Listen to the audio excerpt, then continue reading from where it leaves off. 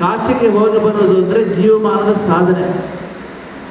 ಯಾಕೆ ಅಷ್ಟೊಂದು ಇಚ್ಛಾಶಕ್ತಿ ಬೇಕಿತ್ತು, ಕಷ್ಟ ಸಹಿಷ್ಣುತೆಯನ್ನು ನಾವು ಹೊಂದಿರಬೇಕಿತ್ತು. ಕೆಲವು ಸಲ ಕಾಶಿಗೆ ಹೋದ್ರೆ ವಾಪಸ್ ಬರ್ತಾನೂ ಇರಲಿಲ್ಲ, ಹೌದಾ?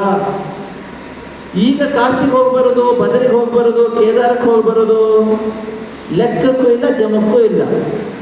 ಎಷ್ಟು ಸಲ ಬೇಕಾದ್ರೆ ಹೋಗಿ ಬರ್ಬೋದು, ಹೌದಾ?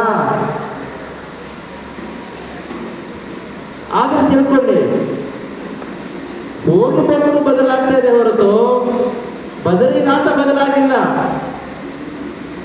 ವಿಶ್ವನಾಥ ಬದಲಾಗಿಲ್ಲ, ತತ್ವ ಬದಲಾಗಿಲ್ಲ, ಪಾಪ ಪುಣ್ಯಗಳು ಬದಲಾಗಿಲ್ಲ, ಆತ್ಮವಿಚಾರ ಬದಲಾಗಿಲ್ಲ, ಪರಮಾತ್ಮ ಬದಲಾಗಿಲ್ಲ. ಬದಲಾವಣೆ ಆಗಿದ್ದು ಯಾವುದು?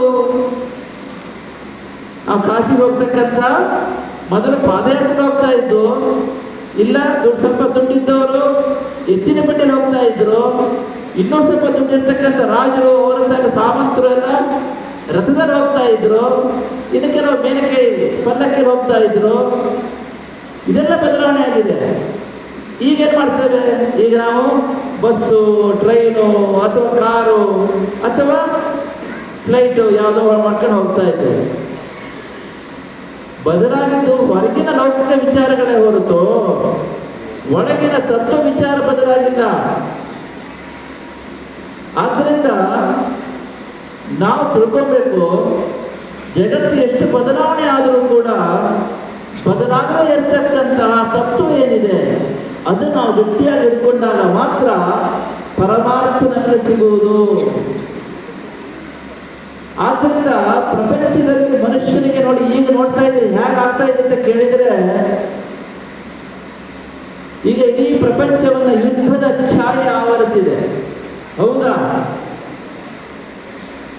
ಯುದ್ಧ ಯಾಕೆ ನಡೀತದೆ ಅಂತ ಕೇಳಿದರೆ, ಮನುಷ್ಯ ಯಾವಾಗ ತನ್ನ ಹೃದಯದಲ್ಲಿ ಆಧ್ಯಾತ್ಮಿಕತೆಯನ್ನು ಮರೆತಾನೋ ಅಂತಹ ಸಮಯದಲ್ಲಿ ಇಂತಹ ಒಂದು ರಾಗದ್ವೇಷಗಳಿಗೆ ಒಳಗಾಗುವಂತಹ ಪರಿಸ್ಥಿತಿ ನಿರ್ಮಾಣವಾಗಿ ಅದು ಇಂತಹ ಒಂದು ಪ್ರಪಂಚದಲ್ಲಿ ಅಶಾಂತಿಗೆ ಕಾರಣವಾಗತಕ್ಕಂತಹ ಘಟನೆಯನ್ನು ಮಾಡಿಸ್ತಾ ಇದೆ. ಇವತ್ತು ಇರಾನು, ಅಮೆರಿಕ ಮತ್ತು ಇಸ್ರೇಲ್ ದೇಶದ ಯುದ್ಧಗಳು ನಡೀತಾ ಇದ್ದಾವೆ ಅಂತ ಹೇಳ್ತಾ ಇದ್ದಾರೆ. ಅದಕ್ಕೆ ಎಷ್ಟು ಖರ್ಚಾಗ್ತಾ ಇದೆ ಗೊತ್ತುಂಟು? ಯುದ್ಧಕ್ಕೆ ಎಷ್ಟು ಪ್ರಾಣಹಾನಿ, ಎಷ್ಟು ಜೀವಹಾನಿ. ಮೊನ್ನೆ ಯಾರೋ ಹೇಳ್ತಾ ಇದ್ರು, ಚಿಕ್ಕ ಮಕ್ಕಳು ಇರಾನ್ ಸತ್ತೋದ್ರು ಅಂತ. ಅಲ್ಲಿ ಹಾಕಬಾರ್ದಿತ್ತು, ಅಲ್ಲಿಗೆ ಬಾಂಬ್ ಹಾಕಿದ್ದಾರೆ ಶಾಲೆಗಳ ಮೇಲೆ.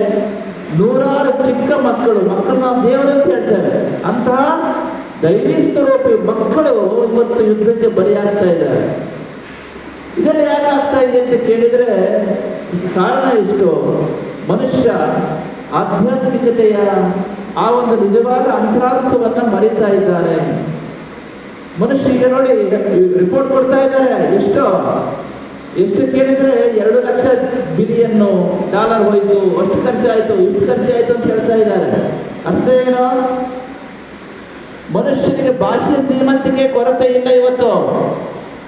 ಇದು ಭಾರತದಲ್ಲಿ ನೋಡಿ, ನಾವು ಡಿಫೆನ್ಸ್ಗಾಗಿ ಉಪಯೋಗಿಸ್ತಕ್ಕಂತಹ ಒಂದು ಏನಿದೆ ಹಣ, ಅದನ್ನು ನಾವು ಸೇವ್ ಮಾಡಿದರೆ ಅಂದರೆ ಡಿಫೆನ್ಸ್ ಬೇಕೇ ಬೇಕು.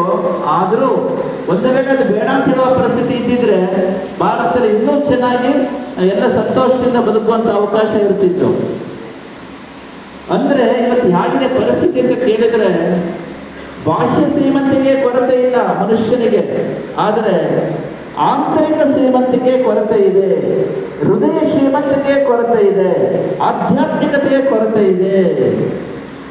ಅದನ್ನು ನಾವು ಈ ಒಂದು ಲೋಪದೋಷಗಳನ್ನು ಸರಿ ಮಾಡಿಕೊಂಡಿಲ್ಲ ಅಂತಂದರೆ ಪ್ರಪಂಚ ಎಷ್ಟೇ ಮುಂದುವರಿಬಹುದು, ವಿಜ್ಞಾನ ತಂತ್ರಜ್ಞಾನ ಎಷ್ಟು ಬೇಕಾದರೂ ಮುಂದುವರಿಬಹುದು. ಒಂದು ಕಾಲದಲ್ಲಿ ನಾವು ಅಮೆರಿಕದಂಥ ದೇಶಗಳಿಗೆ ಹೋಗುವಂಥ ಸ್ಥಿತಿಯೇ ಇರಲಿಲ್ಲ.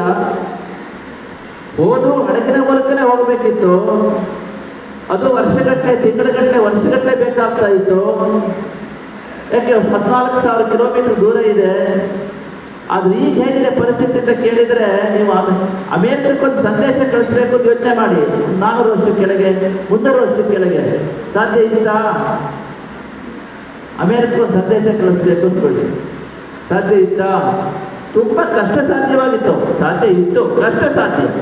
ಆದ್ರೆ ಈಗ ಕಣ್ಣು ಮುಚ್ಚಿ ಬಿಡುವೊಳಗೆ ನೀವು ಅಮೆರಿಕಕ್ಕೆ ಸಂದೇಶ ಕಳಿಸ್ತಾ ಇದ್ದೀರಾ. ನೀವಿಲ್ಲಿ ಪ್ರೆಸ್ ಮಾಡ್ತಾ ಇದ್ದೀರಾ, ಅಲ್ಲಿ ಹೋಗಿರುತ್ತೆ ಆಲ್ರೆಡಿ.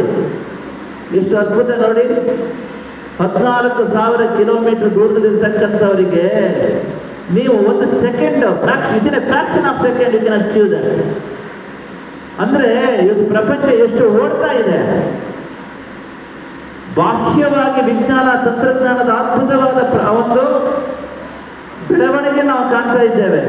ಆದರೆ ಆಂತರಿಕವಾಗಿ ಮಾತ್ರ ಮನುಷ್ಯ ಕುಬ್ಜನಾಗ್ತಾ ಇದ್ದಾನೆ, ಸಣ್ಣವನಾಗ್ತಾ ಇದ್ದಾನೆ, ರಾಗದ್ವೇಷಗಳಿಗೆ ಒಳಗಾಗಿ ಪ್ರಪಂಚದಲ್ಲಿ ಅಶಾಂತಿಗೆ ಕಾರಣ ಆಗ್ತಾ ಇದ್ದಾನೆ.